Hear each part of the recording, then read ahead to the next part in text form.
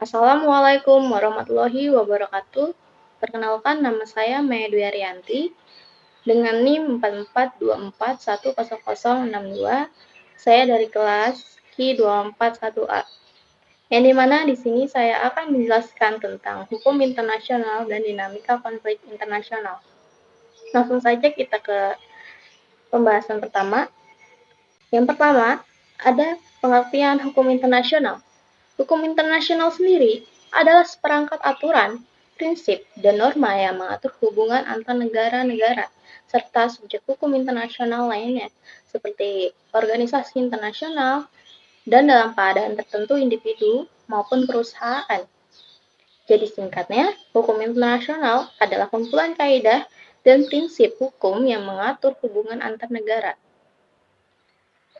dan juga mengatur pula subjek hukum internasional lainnya seperti organisasi internasional, individu, dan lain-lain. Selanjutnya di sini ada tujuan hukum internasional. Ada 5. Yang pertama, menjaga perdamaian dan keamanan dunia. Yang kedua, mengatur hubungan diplomatik antar negara. Yang ketiga, mengatur penyelesaian sengketa internasional. Yang keempat, melindungi HAM lintas negara. Dan yang kelima, itu mengatur perdagangan dan kerjasama internasional. Lanjut, ada sumber hukum internasional. Terbagi menjadi 4. Yang pertama ada perjanjian internasional, atau bisa kita sebut juga sebagai traktat. Dan yang kedua ada kebiasaan internasional, yaitu praktik yang diterima sebagai hukum. Dan yang ketiga, ada prinsip-prinsip umum hukum yang diakui oleh negara-negara. Yang keempat, ada putusan pengadilan dan pendapat para ahli hukum sebagai sumber tambahan.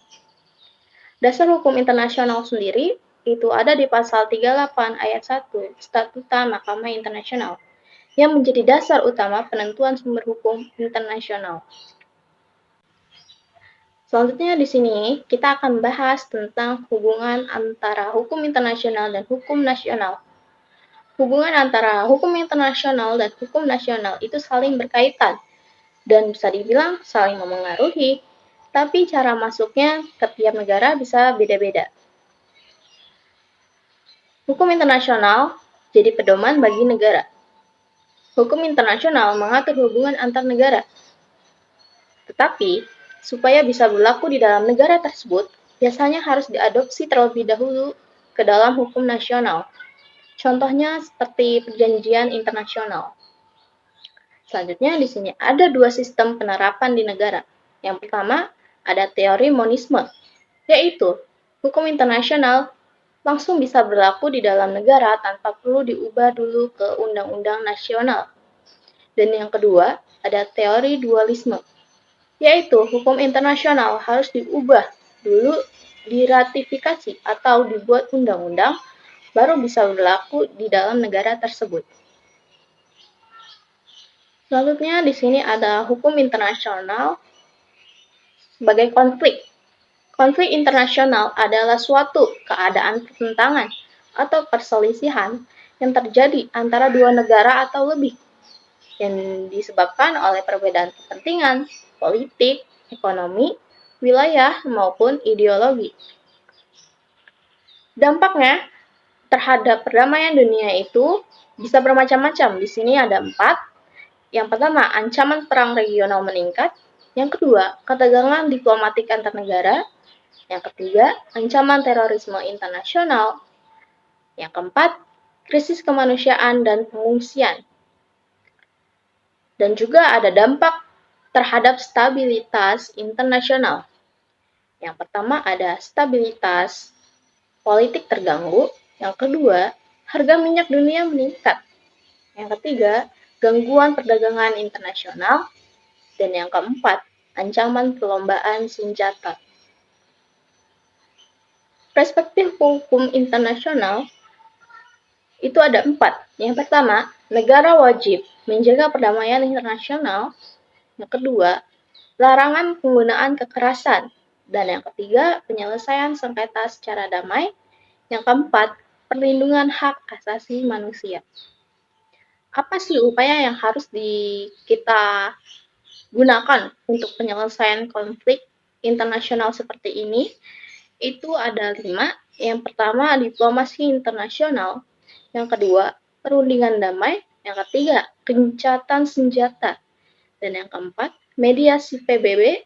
Yang kelima, penegakan hukum internasional. Dari konflik internasional, kita bisa mengambil contoh. Salah satu yang lagi sering banget diperbincangkan yaitu konflik Israel-Iran, yang dimana konflik Israel-Iran sendiri berawal dari ketegangan politik pasca revolusi Iran tahun 1979, ketika Iran mengubah arah kebijakan luar negerinya dan tidak mengakui Israel. Sejak saat itu hubungan kedua negara semakin memburuk dan berkembang menjadi konflik tidak langsung di berbagai kawasan Timur Tengah.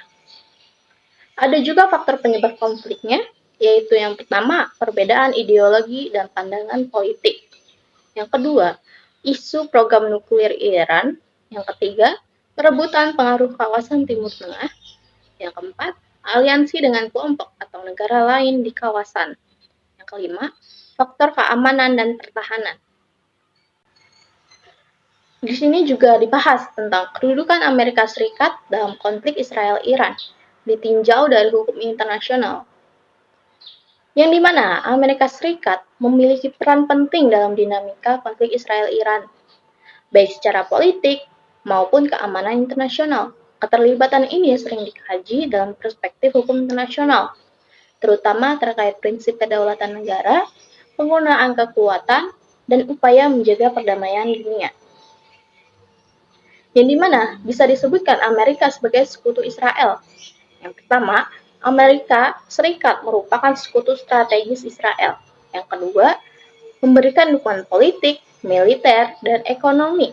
Yang ketiga, kerjasama ini memengaruhi posisi Amerika Serikat dalam konflik regional.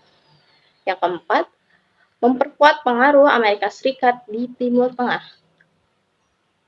Ada juga yang bilang Amerika Serikat sebagai belligerent state.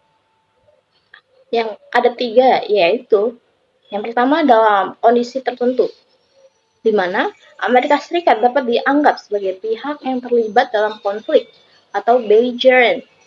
Dan yang kedua, ada keterlibatan dapat berupa dukungan militer atau aksi langsung. Dan yang ketiga, hal ini menimbulkan konsekuensi dalam hukum konflik bersenjata, yaitu Law of Armed Conflict. Ada juga di sini kita akan membahas tentang self-defense dalam hukum internasional, yaitu hak membela diri dalam hukum internasional hanya dapat dilakukan dalam kondisi tertentu, yaitu ketika serangan bersenjata, armed attack. Tindakan tersebut harus memenuhi prinsip kebutuhan, yaitu necessity dan proporsionalitas sesuai dengan piagam PBB. Ada juga kontroversi preemptive self-defense. Yang pertama, itu ada tindakan menyerang lebih dulu untuk mencegah ancaman. Yang kedua, tidak secara tegas diatur dalam hukum internasional. Yang ketiga, menjadi perdebatan antara legitimasi keamanan versus pelanggaran kedaulatan. Yang keempat, sering dikritik karena berpotensi disalahgunakan. Selanjutnya kita akan membahas Amerika dan Dewan Keamanan PBB. Yang pertama, Amerika Serikat merupakan anggota tetap Dewan Keamanan PBB yang memiliki hak veto dalam mengambil keputusan dan berperan penting dalam revolusi konflik internasional. Namun, Amerika Serikat sendiri juga sering dikritik karena pengaruh politiknya dalam pengambilan keputusan. Hal ini menunjukkan bahwa peran Amerika Serikat dalam Dewan Keamanan PBB memiliki pengaruh besar dalam dinamika penyelesaian konflik internasional. Ada juga status konflik Israel-Iran. Konflik Israel-Iran dapat dikaji sebagai konflik bersenjata internasional karena melibatkan ketegangan antara negara yang berpotensi menggunakan kekuatan militer dan dampak pada stabilitas keamanan global. Selanjutnya kita akan masuk ke dalam pembahasan pelindungan HAM dan hukum humaniter internasional dalam konflik Israel-Iran. Konflik internasional tidak hanya berkaitan dengan hubungan antar negara, tetapi juga menyangkut pelindungan hak asasi manusia serta penerapan hukum humaniter internasional. Dalam konflik Israel-Iran, prinsip-prinsip ini dapat menjadi penting untuk melindungi penduduk sipil dan membatasi dampak kekerasan dalam situasi perang atau ketegangan bersenjata. Ada pula yang dimaksud dengan pengertian hukum humaniter internasional atau HHI, yaitu aturan dalam hukum internasional yang mengatur konflik bersenjata untuk membatasi dampak perang dan melindungi korban serta pihak yang tidak terlibat pertempuran. Ada juga hubungan HAM dan HHI, yaitu HAM dan HHI sama-sama melindungi manusia, tetapi HAM berlaku untuk umum, sedangkan HHI khusus saat konflik bersenjata. Selanjutnya di sini ada prinsip-prinsip HHI. Yang pertama ada distinction, yaitu membedakan antara kombatan dan penduduk sipil. Yang kedua ada proportionality, yaitu penggunaan kekuatan harus seimbang dengan tujuan militer. Yang ketiga ada military necessity, yaitu tindakan militer hanya dilakukan jika diperlukan. Yang keempat ada humanity, yaitu melarang penderitaan yang tidak perlu dan menjunjung nilai kemanusiaan. Ada juga penerapan HHI dalam konflik Israel-Iran. Yang pertama, melindungi penduduk sipil dari serangan langsung. Yang kedua, membatasi penggunaan senjata dan metode perang.